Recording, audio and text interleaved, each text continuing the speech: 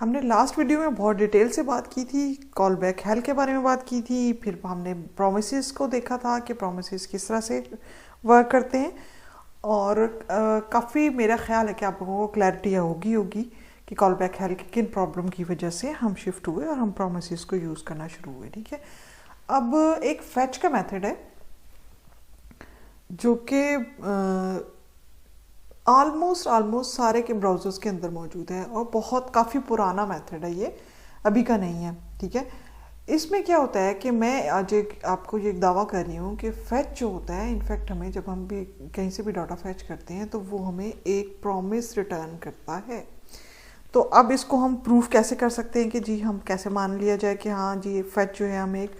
Promise ही देता है। तो हम ऐसा करते हैं, एक वेरिएबल के अंदर ये फैच में से जो कुछ आ रहा है उसको डाल देते हैं, उसको लॉग करा के देख लेते हैं, तो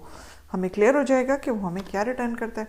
console.log के अंदर हम यहाँ पे रेस्प कर लेते हैं, फिर उसके बाद हम इसको यहाँ पे देखते हैं कि हमारे पास क्या आता है, क्या प्रॉमिस आता है, कोई डाटा आता है। ओके, जस्ट वेट,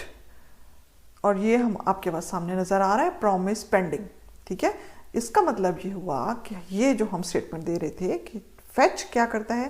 फैच एक प्रॉमिस रिटर्न करता है, तो ये एग्जैक्टली बिल्कुल सही है, 100% सही है। ठीक है, यहाँ पे हमें ये चीज़ प्रूफ होगी। ओके, इसका मतलब ये हुआ कि अगर हमें जो भी हम डाटा यहाँ से ले रहे हैं फैच के थ्रू, जो भी हमारे पास डाटा आ रहा है,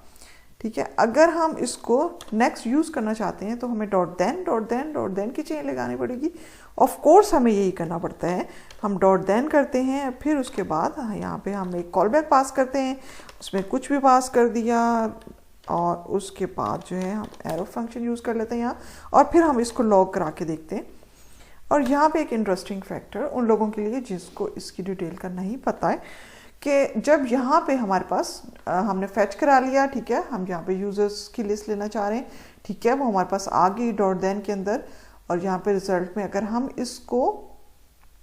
इस स्टेज पे कंसोल करा के देखें तो यहाँ पे हमें जो डाटा मिलता है वो एक ऑब्जेक्ट के फॉर्म में मिलता है और वो रीडेबल स्ट्रीम होती है। ठीक है, यानी अब हम उसके ऊपर और कुछ कर नहीं सक रहे होते, वो हमारे एक रीडेबल स्ट्रीम में मिल रहा होता है। जबकि अगर हम अपने डाटा के ऊपर कुछ भी और करना चाहते हैं तो हमें उसको डेफिनेटली उस स्टेट से चेंज करना पड़ेगा। यहाँ पे मैं आपको एक दफ़ा दिखा देती हूँ कि अगर हम डायरेक्टली यहाँ से कंसोल लॉग करा दिया हमने, जो भी हमारा डॉट देन के अंदर यानी डाटा हमारे पास आया है वहाँ से फैच होके, तो वो हम देखते हैं कि अब हमें किस फॉर्मेट में यहाँ पे नज़र आ रहा है। तो आप यहाँ पे देखें कि ऑब्जेक्ट, ठीक है, कि पूरे के पूरे डाटा आपको एक ऑब्जेक्ट की फॉर्म में मिल रहा है, जबकि हम इसको इस रीडेबल स्ट्रीम में नहीं चाह रहे होते, हम चाह रहे होते हैं इसको कन्वर्ट करना किसी न किसी स्ट्रिंगिफाई, या हम चाह रहे होते हैं कि हमारे लिए बहुत बेस्ट रहता है कि अगर हम इसको डॉट जेसन फॉर्मेट में चेंज कर ले। तो उन लोगों के लिए मैं क्लियर कर रही हूँ कि लास्ट जैसे वीडियो में मैंने उसको जेसन फॉर्मेट में चेंज किया था, तो मे भी कुछ लोगों के जहन में ये क्वेश्चन हो कि जेसन फॉर्मेट में चेंज करने की रीज़न क्या है, हमें आखिर क्यों हमें इसको चेंज करना पड़ता है। तो इसकी रीज़न यही है कि हमें वो ऑब्जेक्ट रिटर्न कर रहा होता है और हम चाह रहे होते हैं कि उसको किसी जो है ना रीडेबल स्ट्रीम से हटा के स्ट्रिंग में या उसमें लेना चाह रहे होते हैं। ठीक है, तो इस वजह से अब हम इसको रिटर्न करा रहे हैं रेस्ट डॉट जेसन में। और अब अगर हम नेक्स्ट चाहते हैं, एक और डॉट देन लगाते हैं, हम यहाँ डॉट देन लगाया, फिर हमने इसके अंदर कॉल बैक पास की, इसको रेस्प नाम दे देते हैं या रेसिप हो गया, ठीक है, it's okay, it doesn't matter कि क्या नाम हो गया। और अब हम इसको लॉग करा के दोबारा देखते हैं, अब हमें क्या मिलना चाहिए यहाँ पे। एक्चुअली हम यहाँ पे ये चाह रहे हैं कि हमें ये जो है किस फॉर्मेट में मिले, हमें मिले ये जेसन फॉर्मेट में। ठीक है, हम ये एक्सपेक्ट करें कि अब हमें ये इस फॉर्मेट में मिलेगा। यहाँ पे मिस्टेक है, इसको क्लियर करते हैं। ठीक है, अब हम इसको दोबारा लॉग करते हैं और फिर देखते हैं कि हमें क्या ऑब्जेक्टिव फॉर्मेट में मिल रहा है या नहीं मिल रहा। जस्ट वेट,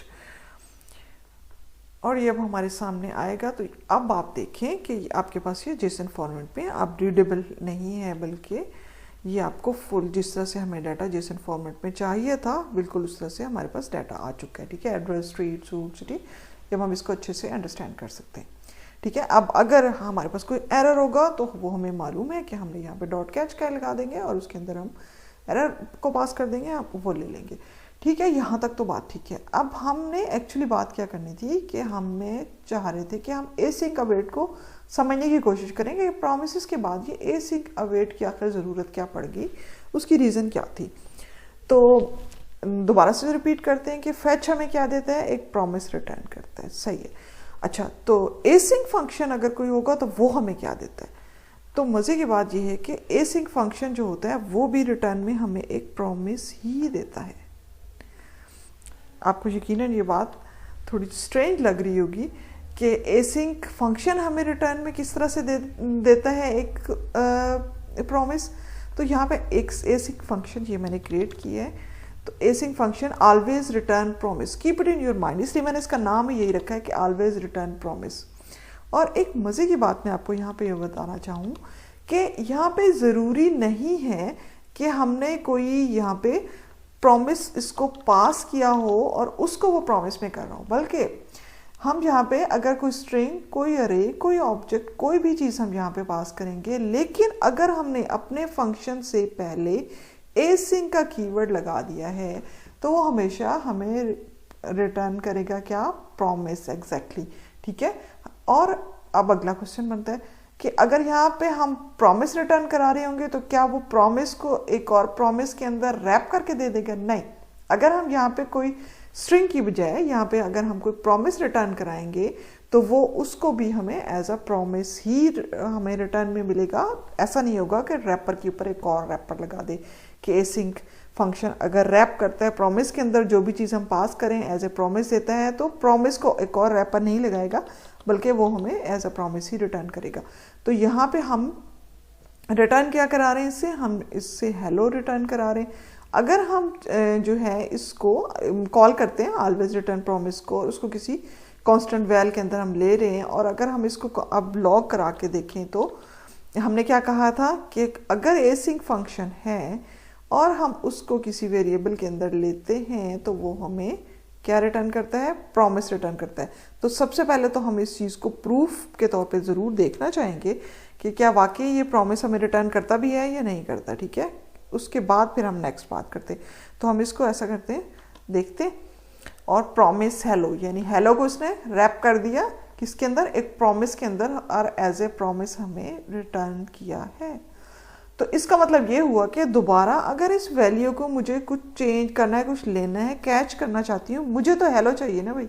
अगर हेलो चाहिए तो फिर क्या करना होगा, फिर हम वैल्यू डॉट देन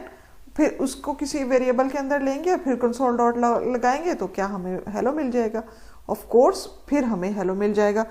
अगर हम इसको रन करते हैं यहाँ पे तो अब आपके पास यहाँ पे हेलो आ रहा है, ठीक है। प्रॉमिस आपको फर्स्ट लाइन पे ये वो जो हमारा यहाँ पे हमने वैल को कंसोल करा है ये नज़र आ रहा है, और उसके बाद जो है नेक्स्ट लाइन में हमें डॉट देन के अंदर हमने इसको जो वी मिली है वो हमें हेलो यहाँ पे नज़र आ रहा है। ओके, तो फिर यहाँ पे एसिंक फंक्शन में क्या हमें दोबारा डॉट देन यूज़ करना पड़ेगा? नो माय डियर फेलोज, ऐसा नहीं होगा, बल्कि इस चीज़ को रिजॉल्व करने के लिए हमारे पास ये कहा गया कि आपने अगर एसिंक फंक्शन बनाया है और वो आपको रिटर्न में प्रॉमिस दे रहे हैं, आप चाह रहे हैं कि उससे डायरेक्टली चाह रहे हैं कि जो भी डाटा है आप लेना चाह रहे हैं वो लें, तो इन दैट केस आपने क्या करना है, जस्ट यहाँ पे हमने स्ट्रिंग पास किया है, लेकिन अगर यहाँ पे कोई हमने प्रॉमिस भी पास किया है तो क्या होगा, अवेट लगाने की वजह से अब वो डायरेक्टली हम यहाँ पे कंसोल अगर कराएंगे तो वो हमें रिटर्न में प्रॉमिस नहीं देगा बल्कि हमें रिजल्ट दे रहा होगा।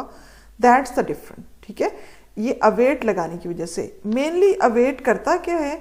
अवेट ये करता है कि हमारे जो प्रोग्राम होगा डेफिनेटली उसके अंदर सिर्फ यही फंक्शन तो एक नहीं चल रहा होगा, नीचे और भी फंक्शनैलिटीज होंगी, मे बी यहाँ पे और नीचे कंसोल लॉग हो रहे हैं, कुछ और काम हो रहे हैं, डिफरेंट चीज़ें हो रही होंगी उस एप्लीकेशन के अंदर। तो यहाँ पे अवेट लगाने की वजह से जस्ट हमें पता है कि प्रॉमिस को रिजॉल्व होने में टाइम लगता है, तो वो टाइम हम लेते हैं। अवेट जैसे ही देखता है यहाँ पे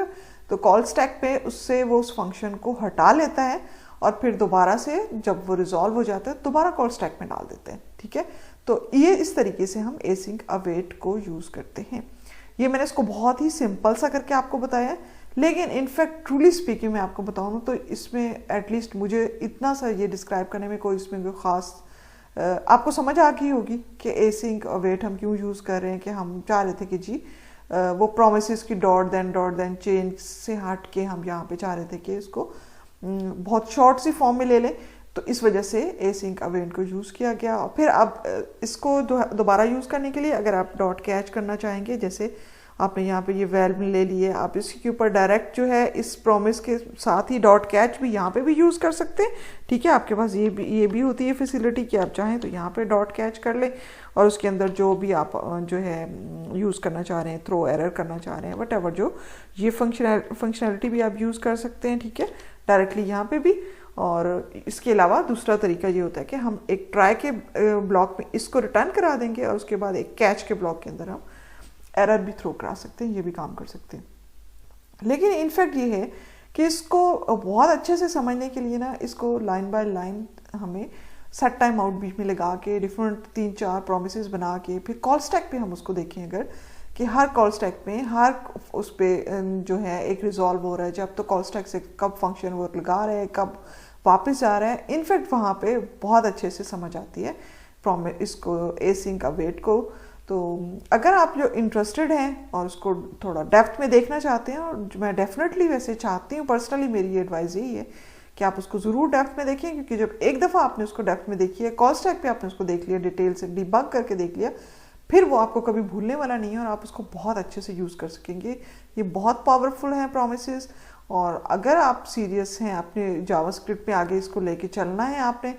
और आपको ज़रूरत पड़नी है हर लेवल पे, क्योंकि डेफिनेटली हमें डाटा फैच करना है, उसके ऊपर डिफरेंट काम करने हैं, तो मैं चाहूँगी आप ज़रूर इसको देखें। लेकिन मैं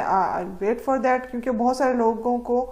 वो थोड़ा सा डेप्थ में जाना इतना अच्छा नहीं लगता, वो अपेरेंटली सिर्फ चाह रहे होते हैं, तो इसलिए मैंने ये शॉर्ट से यहाँ पे वीडियो में बता दिया। लेकिन अगर आप चाहते हैं कि डेप्थ में पढ़ना, तो आप मुझे कमेंट बॉक्स में लिखिएगा, तो मैं आपको ज़रूर वो आपको दिखा दूँगी फुल कॉल स्टैक में किस तरह से जा रहा है, विजुलाइज कर सकेंगे, फिर आपको उसकी रियल पावर का भी पता चलेगा और अंडरस्टैंडिंग भी बहुत बेहतर हो जाएगी। टिल दैट, अल्लाह हाफिज़, बाय बाय।